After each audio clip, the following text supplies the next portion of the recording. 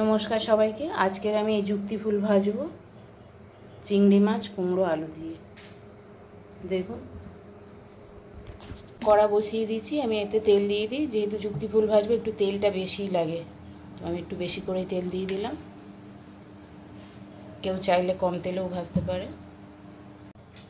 তেল আমাদের গরম হয়ে গেছে, আমি এর মধ্যে একটুখানি পাঁচফোড়ন আর একটু শুকনো লঙ্কা ফোড়ন দিয়ে দিলাম।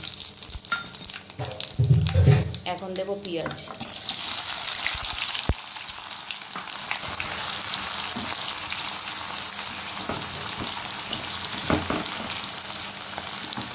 এটাকে আমি বেশি লাল করব না, এর মধ্যে আমি চিংড়ি মাছ কটাকে দিয়ে দেব। আমি তো বড় চিংড়ি দিয়ে, একটু বড় চিংড়ি দিয়ে করলাম। দেশি চিংড়ি দিয়ে আলু দিয়ে ভেজে খেলে বেশি ভালো লাগে, তো আমি তো দেশি চিংড়ি এখন পাইনি।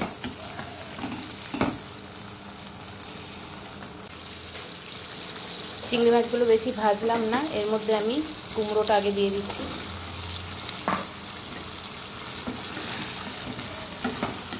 এটা 2 মিনিট মতো ভেজে আমি আলু আর ফুলগুলো দিয়ে দেব।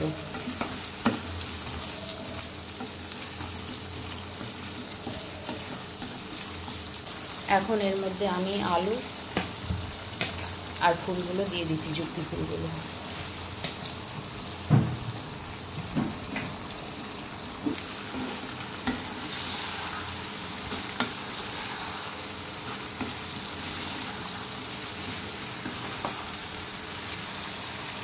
এখন নুন দিয়ে দেব আর হলুদ দিয়ে দেব। আমি আর কিছু মশলা দেব না।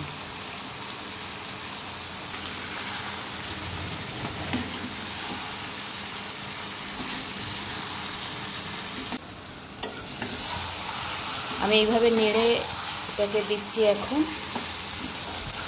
নেড়ে নেড়ে আস্তে আস্তে করে ভেজে নেব।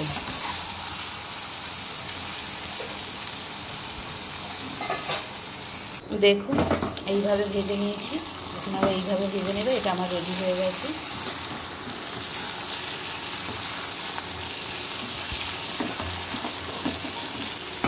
কেউ চাইলে আরও লাল লাল করে ভাজতে পারে, এটাই ঠিক আছে।